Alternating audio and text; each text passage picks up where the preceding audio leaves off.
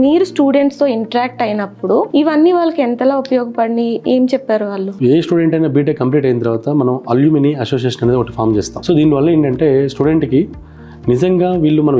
ఎన్ని ఫెసిలిటీస్ మనం ఇచ్చినా సరే స్టూడెంట్ నిజంగా అన్ని రకాలుగా బెనిఫిట్ అవుతున్నాడా లేదా అనేది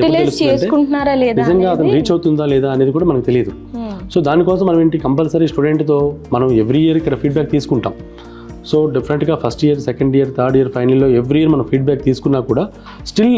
మనం ఒక 80% రీచ్ అయినా ఒక 20% రీచ్ అవ్వలేకపోవచ్చు. సో దానికోసం ఏం చేస్తున్నామంటే అల్యూమిని అసోసియేషన్ స్టార్ట్ చేసి ఎవరైతే స్టూడెంట్స్ మనకి మన దగ్గర బీటెక్ కంప్లీట్ చేసి బయటికి వెళ్తున్నారో వెళ్ళిన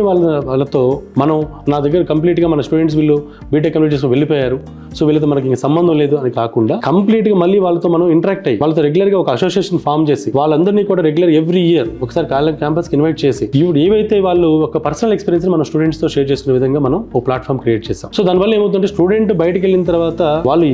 ఏ విధంగా వాళ్ళు నిజంగా కాలేజీలో మేము చదువుకున్న తర్వాత మాకు ఇవన్నీ చాలా హెల్ప్ అయ్యాయి, బట్ కొన్ని ప్రాబ్లమ్స్ ఫేస్ చేస్తున్నాం, స్టిల్ మీరు అవి ఓవర్కమ్ చేయాలంటే ఇవన్నీ కూడా మీరు ముందుగానే ఇవన్నీ చేసుకోండి అని ఇక్కడ ఉన్న ఫ్యాకల్టీ మనం సీనియర్స్ వచ్చి ఎప్పుడైతే ఇంటరాక్ట్ అయ్యి వాళ్ళతో ఈ ప్లాట్ఫామ్ క్రియేట్ చేయడం వాళ్ళతో ఇంటరాక్ట్ అయ్యి ఆ విషయాలన్నీ తెలుసుకుంటున్నారో సో అవన్నీ వాళ్ళు చేసిన మిస్టేక్స్ అని వీళ్ళు చేయకుండా వీళ్ళు ఇవన్నీ ఓవర్కమ్ చేసి బెస్ట్ గా వాళ్ళు